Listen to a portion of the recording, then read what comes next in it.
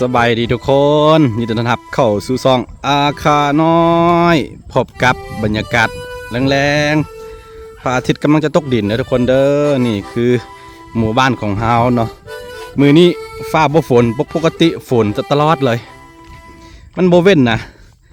3-4 มื้อเลี้ยนติดกันแล้วก็เศร้านิดนึงมื้อนี้แดดออกสงสัยมื้อใดแดดออกแบบว่าแดดจัดนี่มันตอนค่ำมาฝนสิตกนะเห็นบ่บรรยากาศสวยงามถ้าว่าฟ้าบ่ฝนเนาะใกล้แล้วดูเก็บเกี่ยวแล้วพี่น้องเอ้ยเนาะโดยประมาณ10-20 มื้อก็น่าจะฮอดฤดูเก็บเกี่ยวกันแล้วตอนนี้ข้าวไฮกำลังสุกบางบอนเนาะบางบอนที่ปลูกซ่ากะกำลังออกห่วงนี่คือวิถีชีวิตหมุนเวียนกลับมาแล้วแต่ละปีเพิ่งมาฝนเมื่อวานนี้ยังบ่เศร้ายังบ่แห้งเถอะพื้นตอนนี้เอาสิพาไปเบิ่งความคืบหน้าของบ้านเฮาเนื่องจากว่าสร้างเนาะในสร้างเพิ่นบ่ทันนะมือยักมามือบ่มาหลักเลยว่าบ่เร็วจักเทื่อเนาะกะว่าอีก2 เดือนให้มันแล้วนะตอนนี้เขาน่าจะเฮ็ดห้องน้ำอยู่รอตีเพดานยังตีบ่แล้วเถอะอยู่ห้องโถงนี่บ่แล้วคืออยู่นอกแบบนี้แล้วหมดแล้วของขวัญตอนนี้หน้าเฮือนของเฮาตึบหมดแล้วเนาะเนื่องจากว่าเฮาปะไว้ประมาณ3 เดือนเห็นบ่ตั้งแต่ท้ายเดือน5เดือน6มาแล้วก็บ่ได้เฮ็ดหยังเลยปะแล้วก็ตอนนี้ในสังเพิ่นกำลังเฮ็ดห้องน้ำอยู่ใกล้ๆแล้วยังห้องโถงเนาะใกล้ๆตลอดห้องโถงยังบ่ได้ตีเพดานเถอะห้องนอน3 ห้องนอนตีหมดแล้วยังห้องโถงแล้วก็ห้องนอกนี่ระเบียงบ้านเนี่ยก็ตีหมดแล้วทุกคนยังแต่ห้องโถงกับปูกะโลน่าจะบ่ง่ายเท่าแหละเนาะแต่ว่าเขาพยายามเล็งให้มันแล้วปีนี้นะแล้วแบบพอเข้าอยู่ได้พอเสาปูคนจะขายของแห้งแล้วของขวัญไปลูกไปไอ้ยาเดี๋ยวสิพาไปเบิ่งด้านในกันพี่น้องตอนนี้เริ่มแล้วพระอาทิตย์เริ่มตกแล้วก็เริ่มมืดแล้วน้องขวัญไหมไปลองไปมึงดูคุณน้องขวัญเอ้ยไปอย่าไป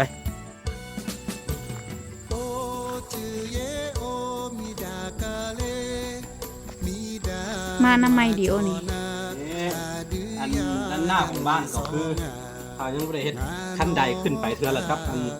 เทกันเปื้อนออกมาประมาณ1 เมตรนี่แหละยังไม่ได้เฮ็ดเทือเฮ็ดด้านในมันแล้วก็มานี่คือด้านนอกแบบนี้นี่แล้วเรียบร้อยแล้วเห็นบ่ยิงเรียบร้อยยังได้อันกะโหลเนาะครูเนาะมา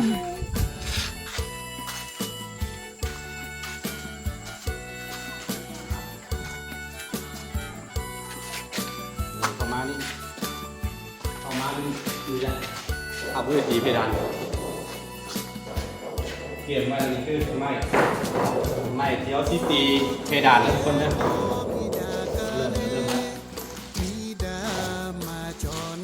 คือห้องโถงดำทางหลังมืดสำหรับห้องนอนตีมัดแล้วมั้งมีเพดานเรียบร้อยมีห้องนอนแคบแล้วก็ห้องนอนเท่านี้เรียบร้อยหมดแล้วเอาไปเดินไปบนห้องนอนเท่านี่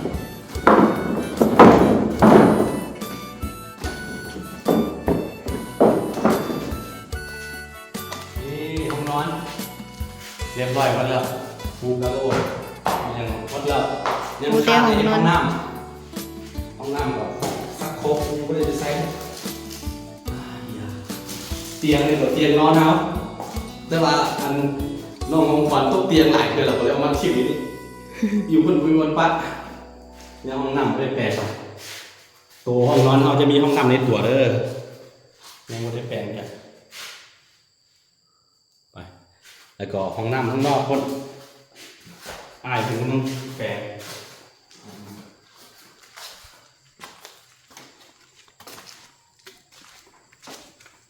ตัวนี้จะเป็นอันห้องน้ำรวมกำลังปลูกกะโหลกอันนี้เฮ็ดอ่างไว้เพราะว่าหน้าแรงมาบ่มีน้ำใส่นะ ยามนี้ก็บ่มีน้ำใสคือกัน มี น้ำบ่ออก น้ำพอเวลาหน้าแรงบ่มีน้ำเราต้องได้เฮ็ดอ่างเก็บไว้ถ้าว่าเฮ็ดไว้ยังไว้อันนี้เสื้อของลงได้นี่ยังน้อย 4-5 มื้อบ่ออกเนาะคันว่าเต็มถังเต็มอ่างนี่สามารถแบบว่าอาบได้ 4-5 มื้อตัวนี้เอาใส่สักโคกเด้อตัวนี้เอาใส่อันส้วมแบบปลานั่งเนาะบ่แม่นยืนยองบล็อกแต่ว่าตัวห้องน้ำส่วนตัวเขาจะใส่โถส้วมโถอันสักโคกน่ะนี่กล้าแล้วต่อไปนี่เป็นครัวอันนี้คือโต๊ะกินข้าวน้องไส้ผลิตเองปลูกกะโหลกใหญ่ๆในไส้ยังไงกะโหลก80 คูณ 80ใส่2แผ่นเห็นไหม10กว้าง80ป้าไปอยู่ของครัว ตั้งเลยเนาะเวลาแตงกินแล้วก็คั่วกินแล้วก็มาตั้งกินได้เลยสบายนี่ก็น้ำพอพอพี่มันก็เป็นน้ำห้วยนะมันเป็นน้ำประปาเด้อก็เลยว่ามันมีมือออกได้ป่ะช่วงหน้ามันจะนี่ก็สบายเขาจะได้ทุกน้ำช่วงนั้นเดือน4เดือน3เดือน4ช่วงแห้งแล้งนะแต่พอถึงขั้นนั้นเป็นไงอันไหนเอาอันไหนอันนี้บ่ได้แว่นบ่แปลว่าทอมันเก่าหมดแล้วนะทอมันได้แปลว่าได้20-30 ปีแล้วก็เลยว่ามันเนาะบ่ได้ไปแปลงแล้วก็บ่แม่นในน้ำนี่มีสะดวกอย่า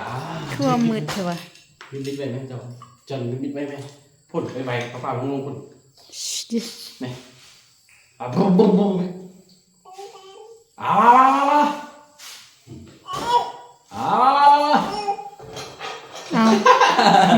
ดีไปเอา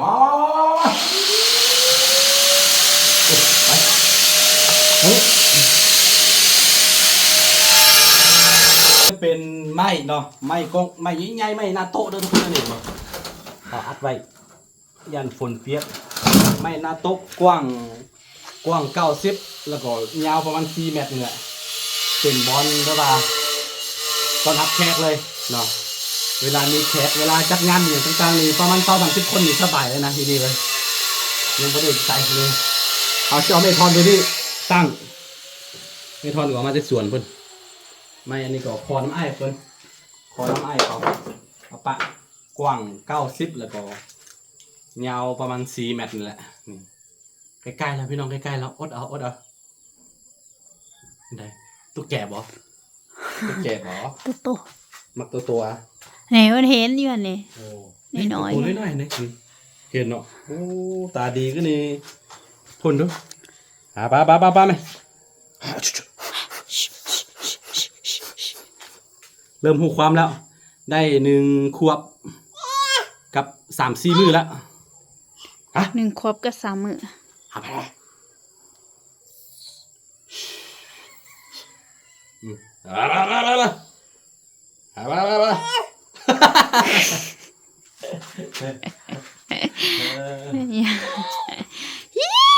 ไฟมีอย่างก็ยังมีแต่ติดพวกอันนั้น บ่เอาขนมอ๋อติดสวิตช์เปิดปิกเรื่องก็หลายๆอย่างหลายยังอันตัวนักแท้ก็มีอันเพดานกับกะโหลเนาะสมมุติเนาะแม่นกะโหลก็มีแล้วแต่ว่ายังบ่พอห้องอันนี้กับห้องนอน2 ห้องได้ค่อยหาไหมคิดลายพิษแล้วก็บ่แม่นนี่พ่อเฒ่าจีนพ่อเฒ่าของอันสาวคู่เพิ่นเนาะพอสาวคู่เพิ่นเอามาให้แต่ว่าเฮาลืมคิดลายดีๆนะเอาคิดลายไปคิดลายมานี่โอ้บ่พอเราเดี๋ยวไปซื้ออีกถ้ามีว่าเรือได้หันเรือมาส่งเท่าไหร่2 เกียรอ่ะสุดท้ายเป็นบ่พอเฮาบ่ได้คิดลายเบิ่งน่ะกลับมาคิดลายเอาบ่แม่นทุกคนบ่ได้ให้ไปใส่นานๆสิก็ออกมามีเจ้าตัวน้อยนี่แล้วก็สิไปใส่ก็ยากเบิ่งคนเดียวบ่รอดเนาะต้องได้ช่วยกัน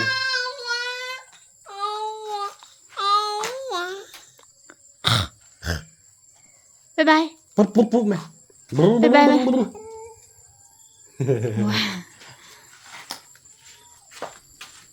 ไอ้ยาไอ้ยาไอ้ยา ทั้ง เดี๋ยวทุกคนเอาไทยไปว่าอัปเดตไปแบบย่อๆให้ทุกคนได้เบิ่งกันเนาะอีกประมาณ2 เดือนก็เดี๋ยวสิมาอัปเดตให้ทุกคนได้เบิ่งกันอีกเนาะนี่แหละก็สิได้มาโอ้เลือดดังแตกซะคือถ้าไป ถ้าไปเป็น FC เก่าเนาะเขาเริ่มบุกเบิกเริ่มทอล์กเซาตั้งแต่ไทยปี2021เนาะตอนนั้นเซาคูยังบ่มาเถอะทอล์กเซาปะแล้วก็เอาดินใส่ในเพราะว่าเขาเทคันขึ้นสูงเด้เทคันขึ้นสูงเพราะว่ามันเปื้อนนะแต่ก็อีกอย่างมันดินมันบ่เพียงเนาะเซาคูเนาะก็เลยว่าได้ทอล์กคันขึ้นสูงแล้วก็เขาถมดินเด้เขาถมดินให้มันป้าไว้ทิ่มไว้ประมาณปีหนึงเขาจึงมาเฮ็ดมันไดตัวบ่แม่นดูดีๆลูก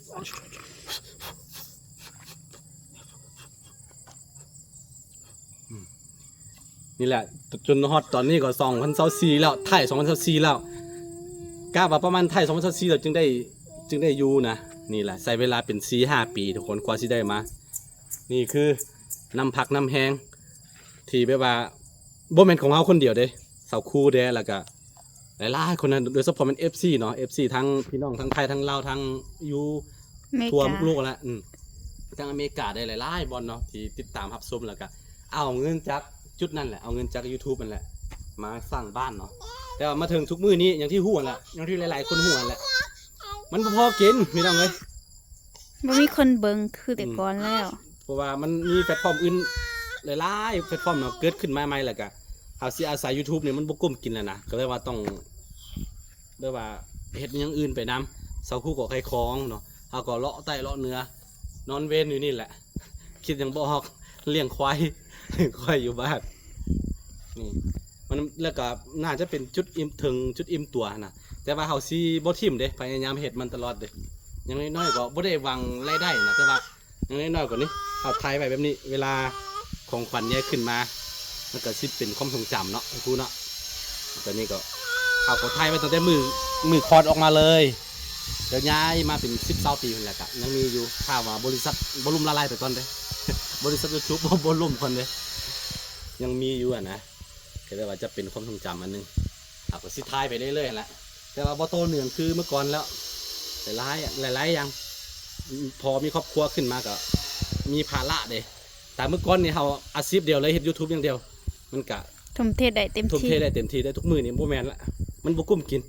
ถ้าว่าเฮาสิหวังอันเดียวนะแต่ว่าเฮาก็เป็นรายได้เสริมเอาคือช่วงนี้บ่ได้เงินมาโดนแล้วเด้เป็นหยังวะเป็นหยังวะโอเคทุกคนประมาณนี้เนาะเดี๋ยวประมาณ2 เดือนเราเจอกันอีก บ๊ายบายไหม สำหรับบ้นหลังนี้เนาะบ๊ายบายลูกนี่ บ๊ายบาย บ๊ายบายบ๊ายบายบ๊ายบายบ๊ายบายตรงนี้ บ๊ายบาย FC บ๊ายบาย FC